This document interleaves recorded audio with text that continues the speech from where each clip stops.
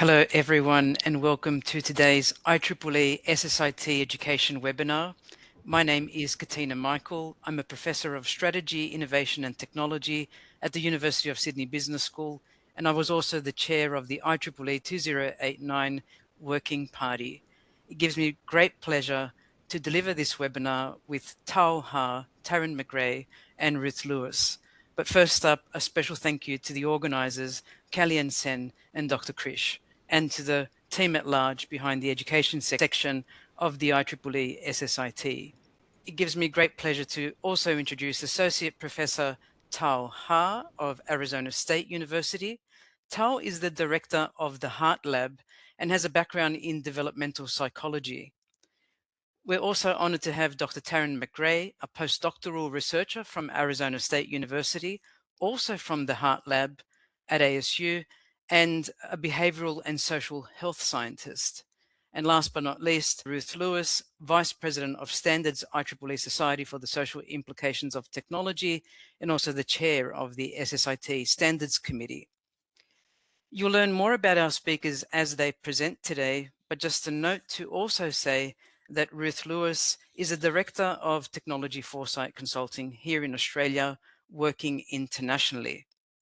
And over the next hour, we'll explore the social implications of innovation, the regulatory context, and how standards, regulations, and policies can be applied to practice to support young children. But first, 3 propositions.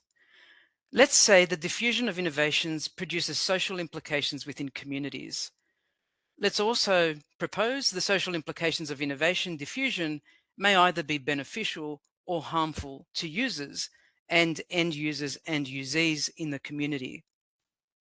Our third proposition is the diffusion of innovations disproportionately affects vulnerable populations such as children, thereby necessitating additional protections.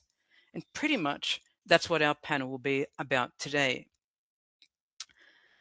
To understand why children are so impacted, we need to consider how innovation unfolds. Henderson and Clark, dating back to 1990, identify 4 types of innovation: radical innovations, modular innovations, architectural, and incremental innovations. To pause on each for a moment, let's think about radical innovations such as immersive virtual reality, which can fundamentally reshape children's experiences. They put on wearable computing and they see through, perhaps in 3D. Modular innovations are like algorithmic upgrades. They subtly alter engagement patterns. For example, if I increase the battery power or the CPU speed, I might be able to stay on a device for a longer period of time. Architectural innovations change how systems are connected, for example, across platforms or ecosystems. Let's say a child can do a single sign-on and log into Facebook games and other games on other platforms without having to put in a different password. And incremental innovations are small, frequent, and often invisible, yet their cumulative effect can be profound. There are sometimes things that we miss that come through in application upgrades. Importantly, these innovations are rarely designed with children specifically in mind. Even when children are among the primary users, children are seldom asked to be part of the design process. Children are recognized widely as a vulnerable population, like the aging population. The cognitive, emotional, and social development is ongoing, which affects how they perceive, consent, and the consequences that follow. Design choices that may seem trivial to adults, such as default settings, persuasive interfaces, or data collection practices, can have significant effects on children because they do not understand them. And this vulnerability places a responsibility on organizations to anticipate harm rather than respond only after harm occurs. Often, when harm occurs, it is too late. Now, we do have, at an international level, children's rights that are articulated through things like the UN Convention on the Rights of a Child. This is hard law, and several articles might come to mind. UNICEF has written widely about these. And there's Article 3, for example, is the best interests of the child. Article 12 affirms children's rights to be heard. Article 16 establishes the right to privacy.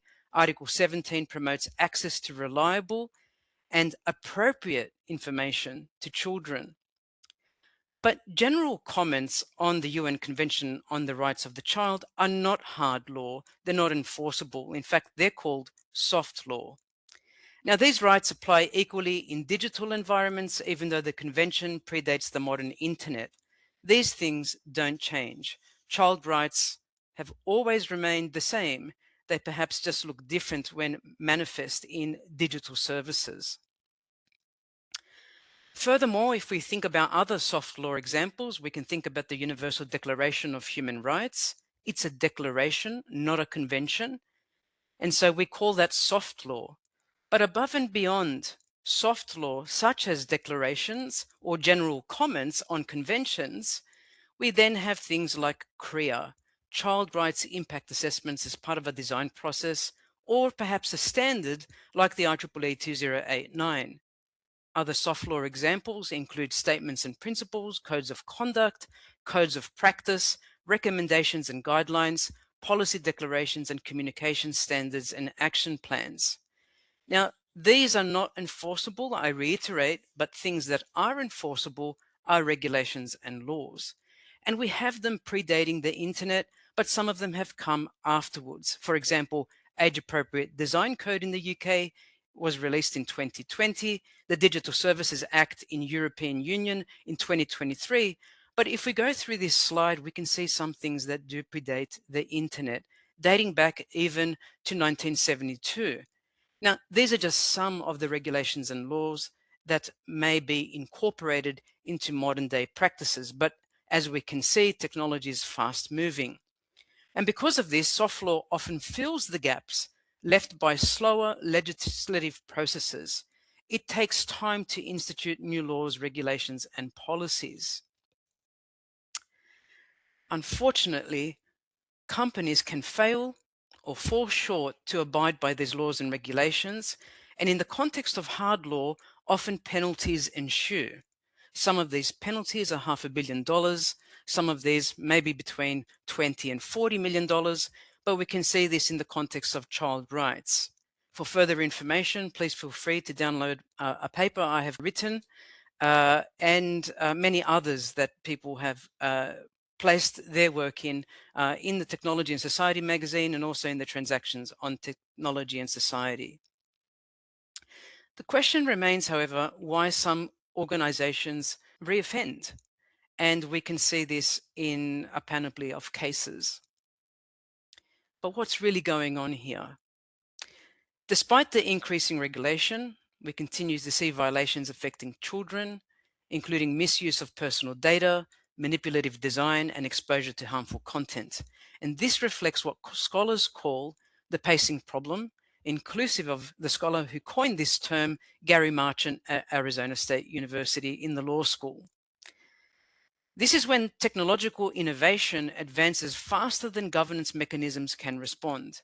And as a result, organizations often face uncertainty about their responsibilities, while children bear the risks. Sometimes it is unclear to organizations how far they can go. Standards can help address this imbalance. Maybe they're not laws and regulations, maybe they're not enforceable, but they at least give a company or an organization or a society some way of embedding foresight into design and development process.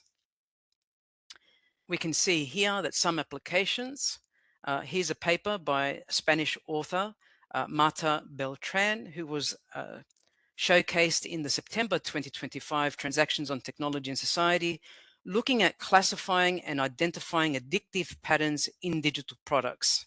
And these were implicitly addictive, persuasive design principles placed into products. Now, when these kinds of addictive patterns are placed into children's digital services, we have issues that are not easy to solve. And for some governments around the world, we're a bit late to the table. The knee-jerk reaction perhaps is to ban all services, and thus there is an exclusionary kind of principle occurring, perhaps against children, to try and curb these risks for those that are developing and under the age of 18. youth are impacted directly when bans like social media bans in Australia are enacted. The question, and the jury's still out, if this is the most effective way to go about things. However, we have demonstrable cases such as that being heard and recently heard lawsuits against AI companies around the world where chatbots encourage people to take their own life, such as this young man that I'm sure we'll hear more about. I want to spend a moment introducing Associate Professor Tao Ha and Dr. Taren McGray of the Heart Lab at Arizona State University. They have received an NIH Foundation-funded research grant for how emerging technologies, including social media, AI, and VR, are impacting adolescent romantic relationships and mental health during a developmentally vulnerable period. I think I will hand over to Dr. McGray and Associate Professor Tao Ha. Thank you so much, Katina. So I'm Dr. Taren McGray, and I'm here with Dr. Tao Ha. I'm the postdoc researcher at Arizona State University's Heart Lab, and Dr. Tao Ha is the director of the Heart Lab. Heart stands for Healthy Experiences Across Relationships, and that's exactly what we study. We look at adolescent relationships, in particular how these how teens are using technology in their relationships, and how this technology use in relationships is then associated with their mental health. Today, we're learning about this exciting new standard, and I'm just going to give you a little bit of context from our work in the Heart Lab about why being age appropriate is important when we think about teen development. I want to start by just talking about why we study adolescence in our lab. First and foremost, adolescence is so much more than just an age range. It represents a sensitive developmental period that is both unique from childhood and also unique from adulthood. Teens are in a highly transformational time in their life. They're beginning to explore and experience new relationships, relying on peer relationships outside of their family of origin like they do in childhood. They're starting to debut dating behaviors and generally becoming more independent in their relationships. Now, adolescence is also more than a social transformation. Teen brains themselves are actually rapidly rewiring and growing and taking in all of these new experiences, which uniquely prepares teens to crave and explore these relationships, to learn what is normative, what's valued in their social and cultural systems, how to interact and understand other people, and generally move about the world. All of this social learning and neural growth that happens during adolescence helps them to build key social emotional competencies like a sense of identity, self-esteem, autonomy, conflict management skills, perspective taking skills, and emotional regulation, and so much more. The list goes on. And these competencies, you may have guessed, are not just influential during adolescence, they're also influential well into adulthood. These are things we all use, or we all hopefully use, like the ability to manage conflict, how to understand different perspectives from our own, how to regulate our emotions. These are skills that are being built during adolescence and that have short and long-term impacts in mental health and the trajectory of future relationships. This sets the stage for adolescence being a time when the interactions that teens are having are really critically influential throughout life. But with emerging technologies, these relationships don't look the way that they did 20, 10, even 5 years ago. Even last year, we're seeing new trends emerging. And technology has really transformed how teens talk to each other. And in turn, it's affecting how these technology facilitated relationships are associated with mental health. There's a level of constant digital connectivity that is so normalized today. And text messages, DMs, posting, liking, and commenting on social media, sharing locations, and even more recently, interacting with AI chatbot companions. Globally, 4 in 5 teens have access to the internet. Even in low-income countries, this is almost half of teens. In the US, the average age that teens are getting their first smartphone is 8.5 years old, which means by the time they get to adolescence, this critical phase, they not only have smartphones, they're also very experienced in how to use those smartphones. Then with chatbots in the US, we see 1 in 3 teens are using chatbots. A lot of these teens are using them on a daily basis. and 1 in 5 teens are in romantic relationships with AI. However, this is which it's clear to see how integrated this is in their social lives. We also want to look at how teens are using technology. Digital platforms have certain affordances, which essentially refers to the properties and design of digital platforms that change the way that teens are using them to interact with other people. With digital communication, teens are not seeing the interpersonal cues we use face to face, like body language or facial expressions, or even the tone of someone's voice, which can totally change the meaning of a message. And it makes it harder for teens to communicate with each other and also to interpret the meaning of messages. It also means it's a lot easier for a kid to type out a really mean text or just passively surveil a partner without seeing the direct social consequence of their partner being really hurt or upset or feeling invaded. Digital platforms also give teens the ability to remotely control and monitor their romantic partners, which can blur the line between what's done out of care and then what actually becomes a harmful controlling dynamic that doesn't stop when they're alone. The content that's posted and shared on digital platforms can also be public and permanent, which adds a level of social humiliation and shame to what otherwise might be a relatively private and short-lived interaction. And then with AI chatbots, there's a whole new level to potential digital harm that we're seeing. Because the output from chatbots is really just a reflection of what teens are saying to the chatbot. Teens who are still building these social emotional competencies, who might not have romantic experience or who haven't had the opportunity to learn what a healthy relationship looks like, may inadvertently be experiencing harmful relationship dynamics with AI without the ability to recognize what those dynamics look like. Then we're also seeing teens who are struggling with mental health and who are bonding with these chatbots and seeking out connection. And the chatbots, through their very design, are magnifying this harm instead of helping.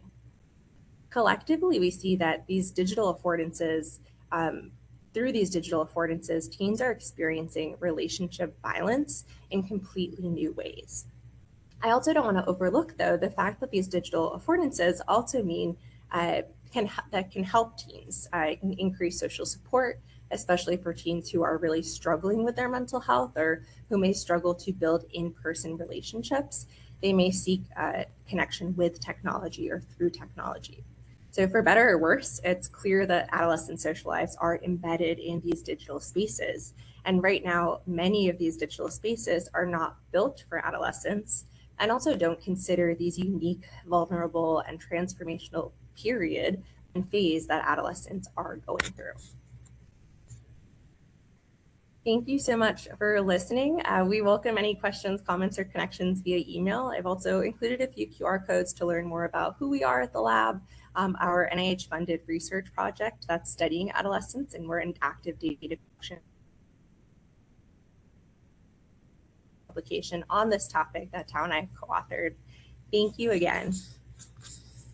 Thank you so much, Dr. McGray. I'm positive we're going to have questions for you and Dr. Tao at the end of the presentation. For a moment, I think what we're going to do is watch a short video. I'm reminded often by Dr. Rhys Farthing of the University of Canberra, who's an expert in child rights and digital technologies, that we should not be talking on behalf of children and we should be with them. And I think your presentation, Dr. McGray, really segues in a way to now watching the expression of all that you identified into a multimedia production, which was nominated for a SHAPE Award here in New South Wales in 2025 by a grade 12 student at that time by the name of Eleni Michael. I will share my screen and hope we can actually hear, not just see the video. And this may put form to all that was being shared.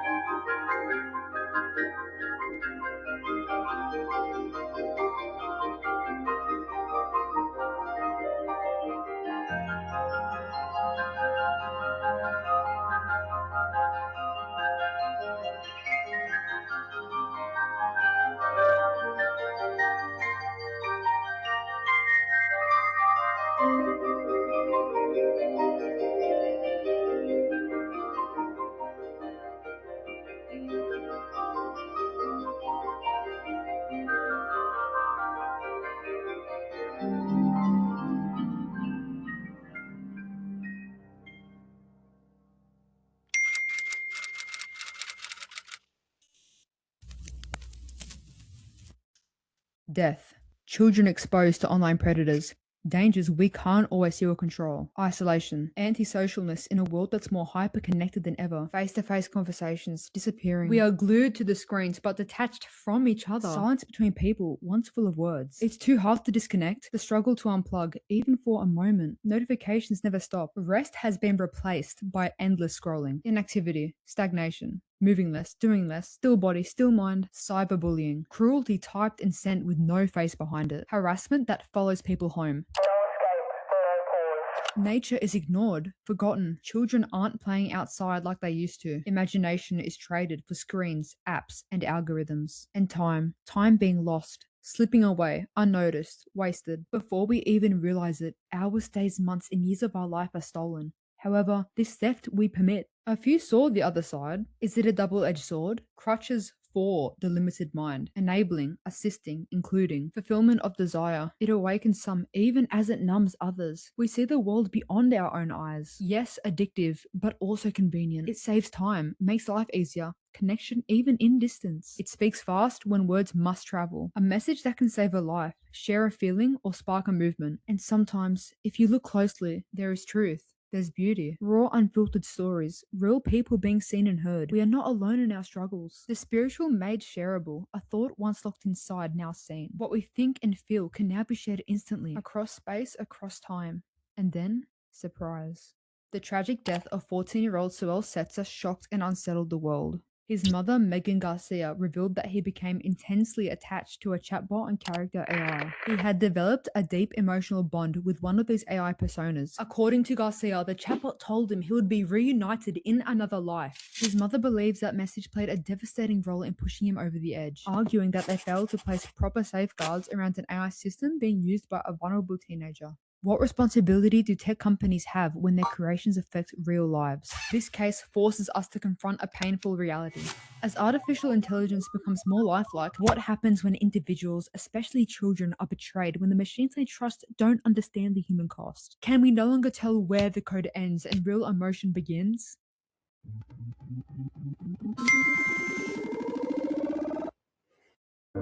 Spend some time away,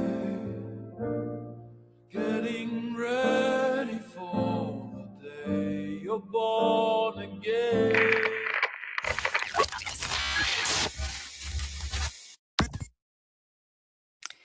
We thank Miss Eleni Michael. That was actually a premiere of this video in public for the first time. And I will caveat that with a personal story. This was not an introduction in any way for the negativity of social media. In my personal life, all 3 children of mine have channels dedicated to the most amazing art forms, including a fishing channel, a music channel, a cooking channel, and an artist's channel.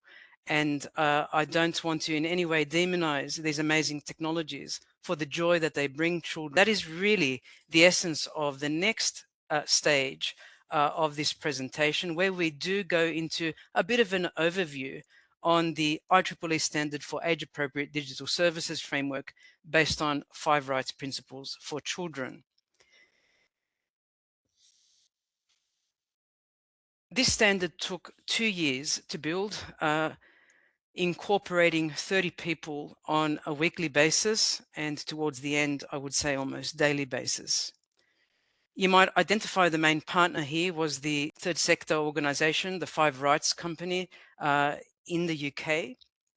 And 5 rights are really focused on the 5 rights of children. If I summarize this in a moment here, it is the right to remove, the right to know, the right to safety and support, the right to informed and conscious use, and the right to digital literacy. But the 5 principles are embedded in a process. So IEEE 2089 is not just a standard, but a process of design that you can follow to build better services with children, not so much for them. In this particular standard, what we have are a preparatory phase, which forms panels of stakeholders that are relevant to the digital context, a consultation of diverse range of children, diverse range of parents, and other stakeholders pertinent. You look at addressing all the known common hazards and risks and record intentional and unintentional impacts to the best of your ability within this group context. You consult and you verify with your stakeholder panel and thus establish what's called an age-appropriate risk register. You ensure that you do embed the 5 rights principles and you go into checking. You consider the child's age and the capacity. You offer service appropriate to the age. You offer data protection. You verify inclusion and access and how that might work. You gain legal counsel and relevant jurisdiction information and knowledge and context. And you turn off pervasive features that push defaults onto children. You create a corporate culture that realizes that child's rights, that children are unique, they are a vulnerable population, and that terms shall not be illegal or unfair, and in a language that a child can understand towards redress. You verify accessible information, you engage in user testing, you engage other professionals, and you unbundle the consent process to make it basic and understandable. You then may go to recognize suppliers and contractors who would uphold the age-appropriate digital framework. You might look for these boutique organizations that I hope will become increasingly mainstream in the future. You can provide training opportunities for staff in implementing the age-appropriate digital framework, and in the future there may be certification linked to the standard, and you record all the obstacles and hazards and all the unfair terms, but also the opportunities. You then kick that risk-based register into action and you review the age-appropriate register over time towards continuous improvement. You identify criteria for what is a tolerable risk or what is a hazard that's really intolerable and should not go to market. You assess the risks and the rewards. You implement mechanisms to keep children out of the parts of the product or service that are not appropriate for them, e.g. if it's a large social media digital service by a large organization, children might still be able to use that platform, but in an age-restricted fashion where some product features are appropriate to them and others are not. And you provide technical and operational mitigations. Finally, the continual operation and maintenance, an appropriate monitoring process, any child-related issues observed and are noted are acted on, and you're trying to mitigate risks in the future as you go through this cycle towards disposal and decommissioning of a particular digital service, if that is so what is required. How might you implement an age-appropriate risk register? Well, this matrix I built about 2 years ago now. I think it requires a great improvement because over time we get introduced, at least into society, new features and functions are diffused, and what we accept and what we need to treat may change over time based on our values systems. But for example, you might think I can accept the risk and hazard of auto scrolling, but perhaps that feature is best disabled. I could have a single sign-on, but perhaps after a particular time frame, I may ask the child to have a break or do another sign-on with another password. An AI client on an app can't be deleted. Well, I allow for that client to be deleted on that social media app so the child doesn't have to face that, or if parental guidance deems otherwise. But things that you can't potentially treat are things like voice recordings or facial recordings or image recordings of a child, the geolocation of a child, in-game purchase nudging, perhaps to buy more armor in a game. And these are the kinds of obstacles that we often see and we hear people talk about. But in a more evaluative mode, what we are trying to do is say, well, the IEEE 2089 standard is a catalyst for organizational change. It encourages teams to ask critical questions. Are children considered in mainstream services? Are the risks documented and reviewed on an ongoing basis? Who is accountable? It also opens pathways for new roles, new processes and stronger governance structures focused on children's digital well-being. And really, it's not about telling organizations what to do, but it's asking them to benchmark across this international standard. I'd now like to introduce Ruth Lewis to share with you more work that is being done by SSIT in her standards committee. Thanks so much, Katina, for introducing IEEE 2089, which was published in 2021. And 2081 served to create a process that organisations could follow to build appropriate digital services for youth. But of course, 2089 or 2089 was created before AI. So I'm looking forward to sharing a new standard that we're looking to develop, and I'll talk about that in a minute. But first, I wanted to introduce the IEEE SSIT Standards Committee. And as Katina mentioned, I'm the Vice President for Standards of the IEEE SSIT, as well as the Chair of the Standards Committee as well. So I'll just introduce you to what we do.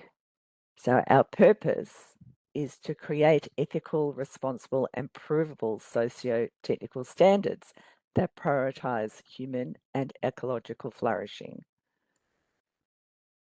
So what does that mean?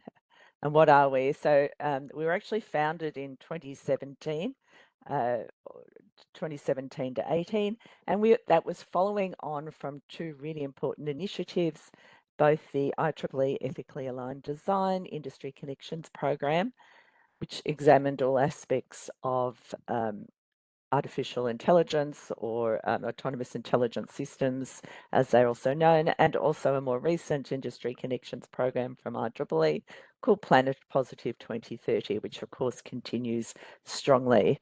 I mentioned that I'm the chair. I'm based in Melbourne, Australia. Our vice chair is Karen Bennett, who's based in Canada, and our secretary is Peter Wishart, also based in Canberra in Australia. Our program manager is Malia Zaman, and we are firmly focused on the SSIT pillars and driving these principles into practice. And these pillars include sustainable development and humanitarian technology, ethics, human values, and technology benefits for all, future societal impact of technology advances, protecting the planet and sustainable technology, and gender equality and social inclusion. So I wanted to explain what a socio-technical standard is and how these standards are different from what I would call traditional and conventional technical standards, the type that IEEE and other organisations produce. So a traditional technical standard is produced or studied and defined in a very objective manner, objective language, and it uses empirical testing and verification methods. Typically, these types of standards don't even consider ethics or doesn't even think about it, and the outcomes generally are technical and quantitative from a quality point of view. Those are the sort of things that they are driving. In a socio-technical standard, the way we actually create them is through co-creation. In the case of children, we typically would co-create with representatives speaking on behalf of children, as well as experts in the area. And that's based on both theoretical, but also lived knowledge. And this is, we engage in what we call a critical subjectivity using techniques such as experiential methodologies in a very transdisciplinary sense. So we have contributors, experts who are both technical experts, but also experts in, say, children's psychology or psychologists and anthropologists, historians, experts in religions and interpretation, and various other, as I said, interdisciplinary or transdisciplinary fields. Our outcomes are not only technical, but also feature well-being and planetary and human flourishing. That is what we are driving for.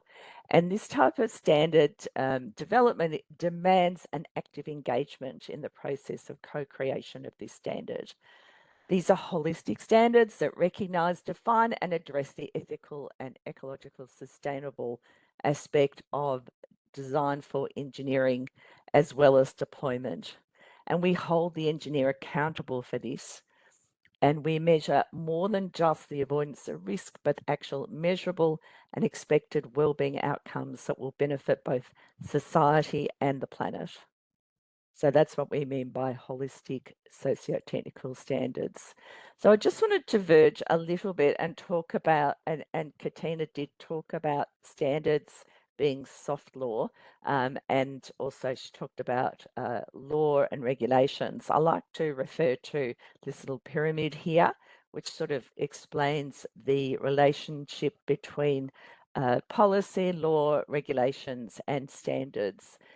So really there is a symbiotic relationship between policy, regulation and standards, but typically, as Katina mentioned, standards may come before development of policy and regulations.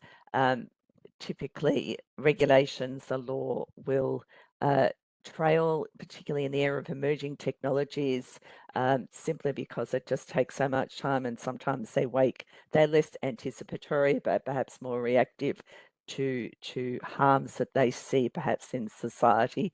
And in the area of children's law, particularly in Australia, that is the case. Whereas obviously we've had this publication 2089 already since 2021, and now this standard has been extensively referred to in the regulation, at least in Australia and in the UK, and in other geographies as well, such as in Indonesia and European Union. So the legal side, of course, you have the legislation or the Parliamentary Act, which defines what needs to be done, and the regulation is supporting the legislation, explaining how the legislation or the act should be enforced or interpreted. And of course, the policy is that sort of proposal to solve either a social or an organisational problem, which typically precedes the development of legislation and regulation. Whereas industry standards, as Katina mentioned, that's a form of soft law. They're developed by the industry for the industry, and they are industry recommendations. They are non-enforceable, they are voluntary. And the key purpose of these global standards is to support not only responsible behaviour of developers and implementers of both critical and emerging technologies, but also providing this adaptive and responsive approach to managing risk of these critical emerging technologies such as AI.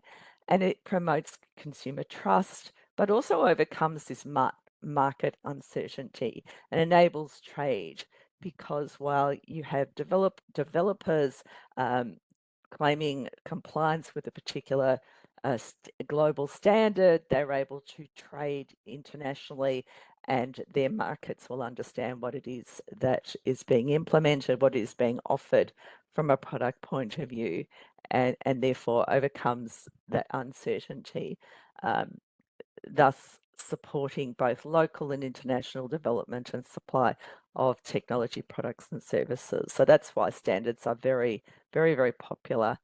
But going further than that, when we look at sociotechnical standards, which is what the SSIT Standards Committee is developing and promoting, there's a specific value over and above the importance of the economic side of trade and certainty. It also promotes and protects and realizes these essential societal ethical values. And these ethical values are essential for normal functioning of society and for the protection of vulnerable communities such as children, and also for future generations and for the future of our planet.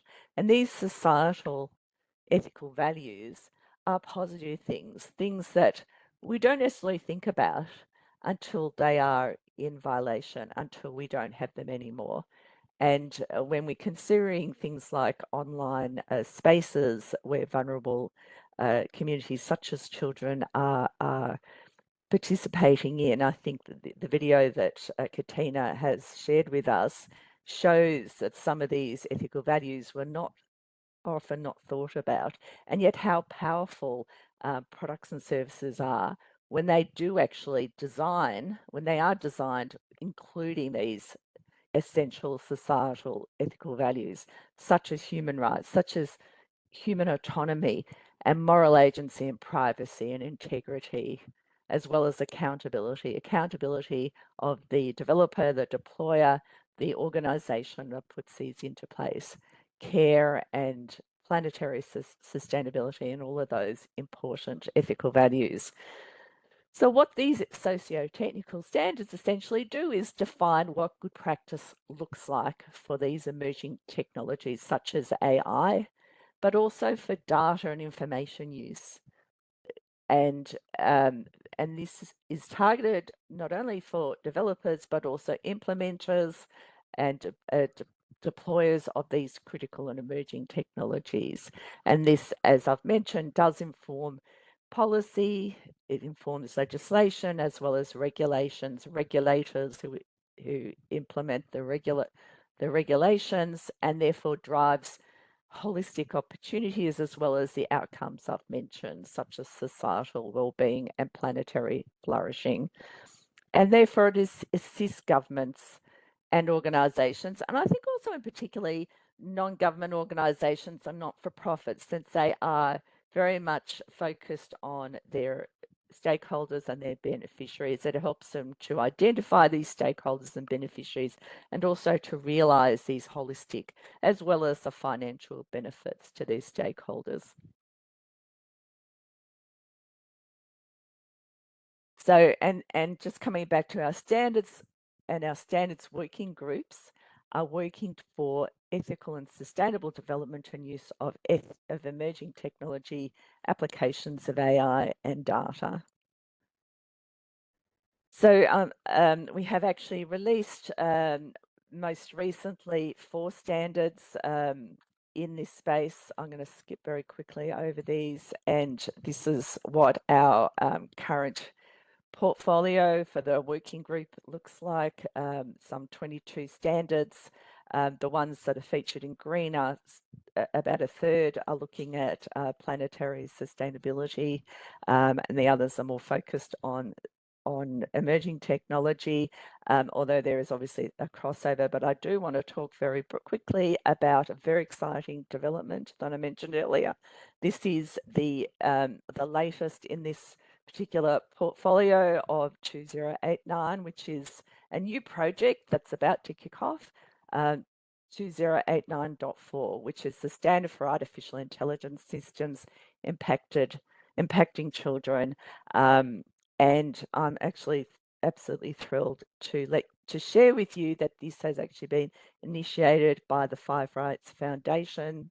They'll be chaired by a representative of Five Rights Foundation, and it'll be based on the same children and AI children's code, but this is called the Children and AI Code, which is developed by the Five Rights.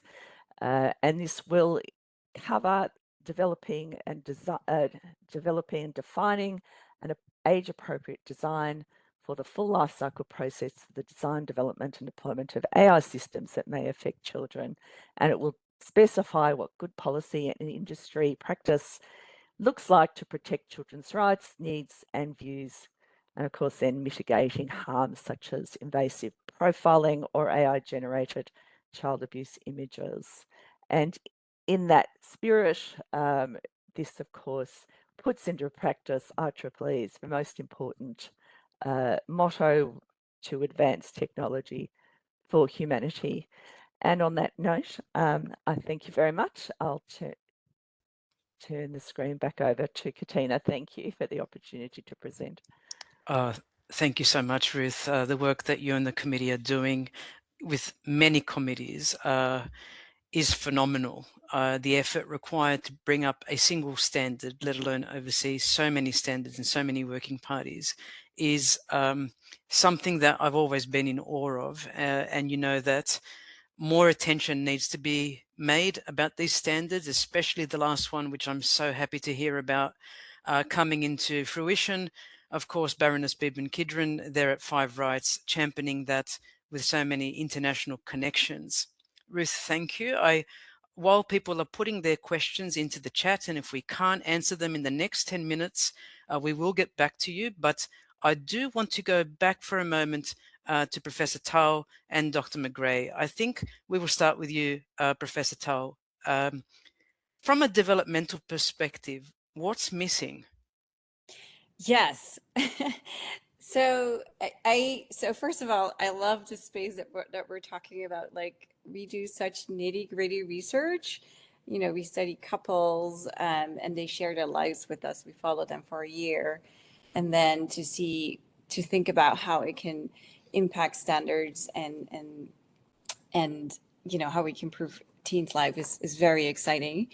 And I do think the developmental perspective on technology use is a bit nuanced, in a sense that it can lead to very bad things. We have talked about it today, but it is also, you know, teens are naturally so curious about relationships. So any technology, they're the first adopters always.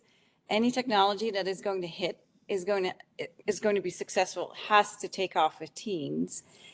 And they will make it relational just because that's how they're wired. That's how everything is social. And so I will speak to AI and also a bit about social media, but AI is inherently social for them. And I will speak to the US situation right now, in which teens get we live in Arizona. In Arizona, there is no sex ed, for example. So they don't get any information about their relationship. So it totally makes sense that they go to AI to ask about, you know, what do I do when I feel so insecure, but I would really talk to this person? And, you know, and then using the technology potentially can escalate into something very negative, depending on the social context of the teen. And so I think that's a tension of like standards that are universal, but then some teens don't have anything else in their lives. They often don't have parents who sit down with them, or they are not growing up in safe neighborhoods, or are not going to the best schools. So bans are complicated from a developmental perspective, because we also not allow teens to learn, and instead of putting the pressure more on the tech companies. And so for tech companies, guardrails are the guardrails that we now have for tech companies are a bit static.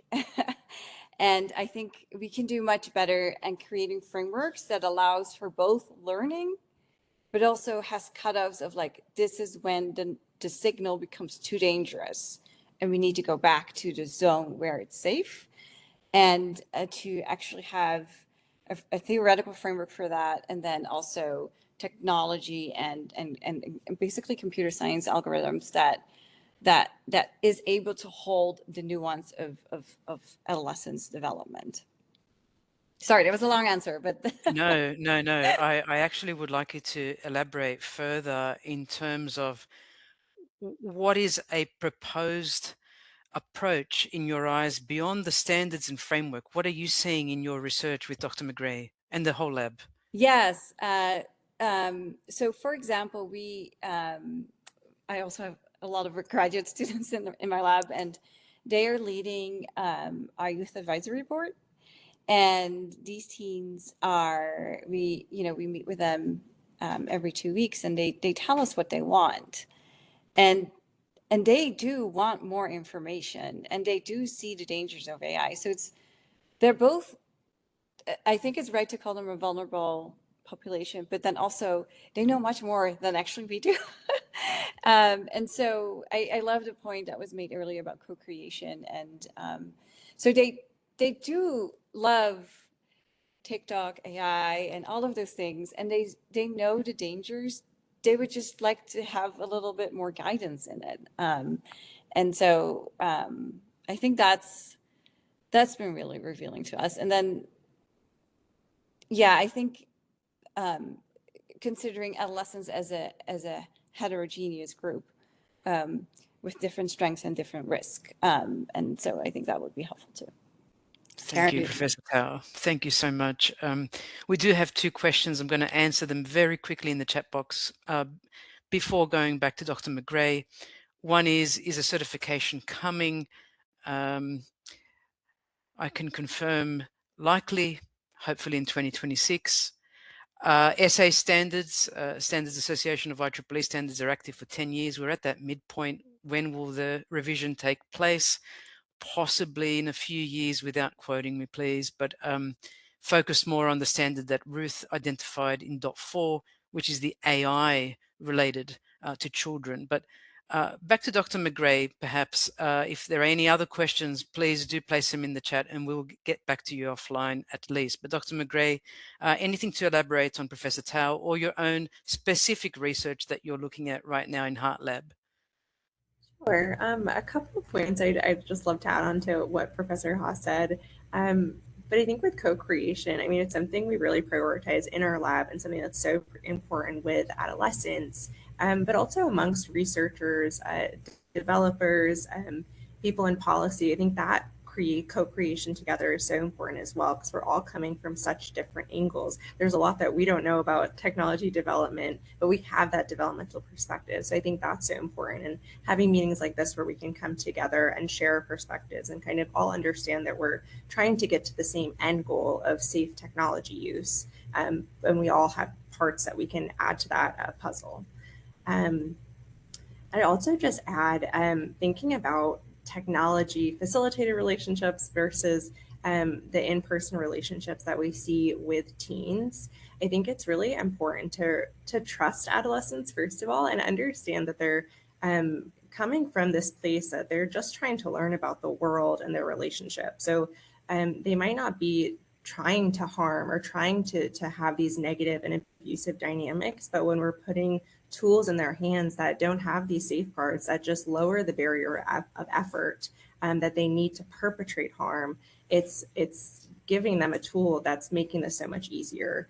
So I think on our end with the tool development and policies and standards, that's where we can really come in and not place so much onus on these teens who are just trying to live their lives and connect with others.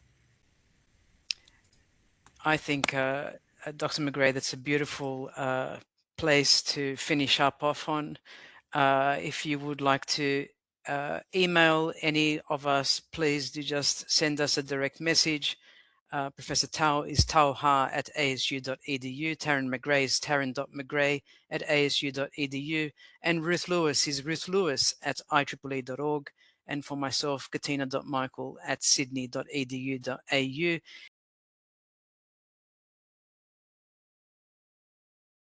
But I did want to thank again the organizers, and perhaps the last word to go to Kalyan Sen. I'll be hopefully president next year for SSIT.